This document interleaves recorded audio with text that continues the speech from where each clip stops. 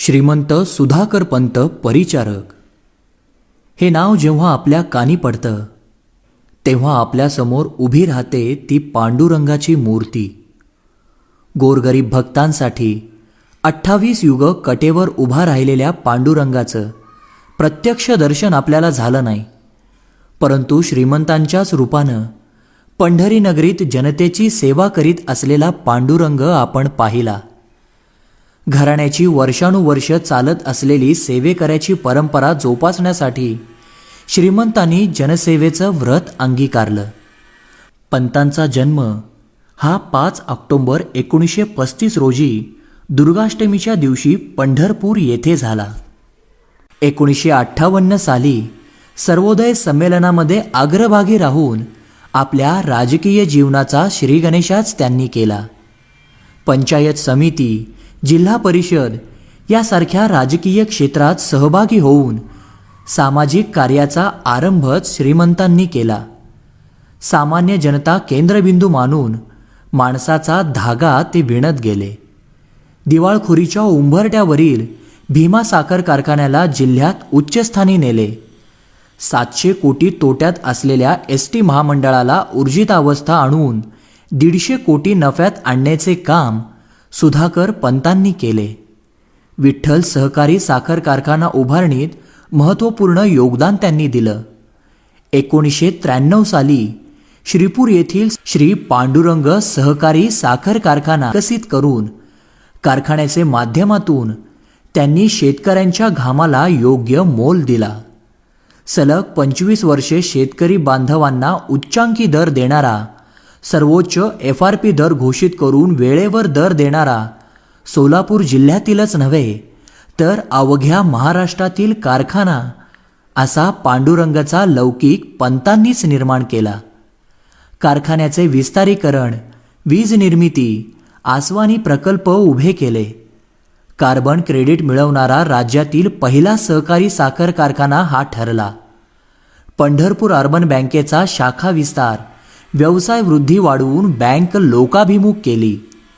Pandharpur urban bank, Solapur जिल्हा मध्यवर्ती bank, Shri Pandurang सहकारी साखर कारखाना, भीमा सहकारी साखर कारखाना अशा अनेकविध सहकारी संस्थांचा बहुआयामी यशस्वी विस्तार करून त्यांनी आपली मॅट्रिकची पदवी नाममात्र ठेवली व सहकारातील डॉक्टर म्हणून श्रीमंत ओळखले जाऊ लागले.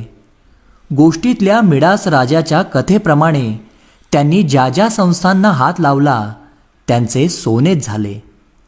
पांडुरंग शिक्षण प्रसारक मंडळाची स्थापना करून उमा महाविद्यालय, कर्मयोगी इंजिनिअरिंग कॉलेज, कर्मयोगी विद्यानिकेतन, मतिमंद व मूकबधीर विद्यालय, आदर्श प्राथमिक विद्यालय अशी शिक्षणाची दालनं विद्यार्थ्यांसाठी निर्माण केली. ग्रामीण भागातील मुलांचं शिक्षणाचं स्वप्न त्यांनी पूर्ण केलं. भूकंप, चक्रीवादळ, महापूर, कारगिल युद्ध अशा आपत्कालीन प्रसंगी लोकांसाठी मदत केली. कृषी उत्पन्न बाजार समिती, पंढरपूर नगर परिषद यांचे मार्फत अनेक विकास कामे केली. मंगळवेढा येथील युटोपियन शुगरची निर्मिती त्यांच्याच मार्गदर्शनाखाली झाली. अनेक लोकांना त्यांनी हाताला कामं दिली. भूवैकुंठ पंढरीच्या सर्वांगीण विकासासाठी स्वच्छ पंढरपूर, सुंदर पंढरपूर योजना कार्यान्वित केली. तीर्थक्षेत्र विकास आराखडा, रस्ता रुंदीकरण, भुयारी गटार योजना अशा विविध कामांच्या जोरावर तब्बल 5 टर्म म्हणजेच 25 वर्ष आमदारकी त्यांनी भूषविली. विधानसभेवर असताना सभापतीपदी व तालिका सदस्य म्हणूनही त्यांनी काम पाहिले. या 25 वर्षांच्या कारकिर्दीत अखंड काम करीत असताना भ्रष्टाचाराचा एकही डाग त्यांनी स्वतःच्या चारित्र्याला लागू दिला नाही. संयमी, मितभाषी, वक्तशीर, कार्यपिपासू, स्वावलंबी ह्या साऱ्या शब्दांना पूर्णत्व पंतांनी आपल्या कार्यातून दिलं. सन 2009च्या निवडणुकीत विजय निश्चित असून सुद्धा माननीय शरदचंद्रजी पवार साहेब यांच्या शब्दांसाठी पक्षादेश मानून व कैलासवासी शंकरराव मोहिते पाटील यांचे कौटुंबिक हितसंबंध व प्रेमापोटी पंतांनी आपली उमेदवारी सोडली. नोकरीतील प्रमोशनची खुर्चीही कोणी सोडत नाही, पण पंतांनी आपली उमेदवारी सोडली पक्षासाठी आणि निष्ठेसाठी. कालांतरानं आपला पुतण्या माननीय आमदार प्रशांत परिचारक यांचेकडून भुयारी गटार योजना, पिण्याच्या पाण्याच्या टाक्या, यमाई तलाव सुशोभीकरण, ट्रॅक, तुळशी वृंदावन, नामसंकीर्तन सभागृह, घाट सुशोभीकरण अशा अनेक महत्त्वाकांक्षी योजना पंढरपूरच्या विकासासाठी शासनाकडून मंजूर करवून घेतल्या. ग्रामीण भागातील शेतकरी बांधवांच्या शेतीच्या विकासासाठी शेतीमालाला भाव, कोल्हापूर पद्धतीचे बंधारे, कॅनॉलच्या निर्मिती केल्या. स्वर्गीय सुधाकरपंत परिचारक श्रद्धेय व्यक्तिमत्वाबद्दल जिल्ह्यातील प्रत्येकाच्याच मनात आदर आहे, आपुलकी आहे. राजकारण, समाजकारण, अर्थकारण या तीनही क्षेत्रात आपल्या कार्याचा अलौकिक ठसा मालकांनी उमटविला आहे.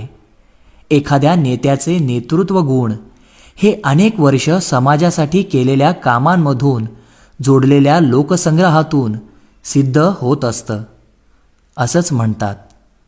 शहरातील असो अथवा ग्रामीण भागातील प्रत्येक कार्यकर्त्यापर्यंत, स्वपक्षापासून ते विरोधी पक्षापर्यंत श्रीमंतांनी केलेल्या कार्यामुळंच पंत या नावाचं खूप मोठं वलय जिल्ह्यामध्ये होतं. जिल्ह्याचा आधारवड अशी ही ख्याती होती. म्हणूनच की काय, कोरोनाच्या या महामारीनं श्रीमंतांना घेरलं.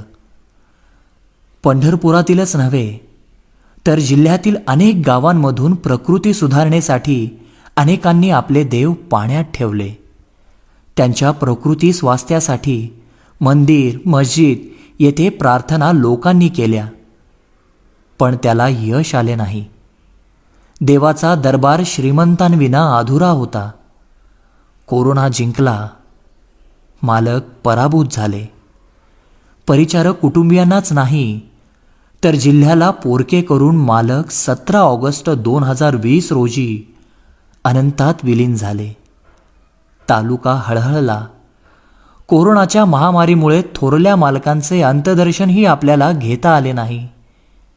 हे आपलं दुर्दैवच.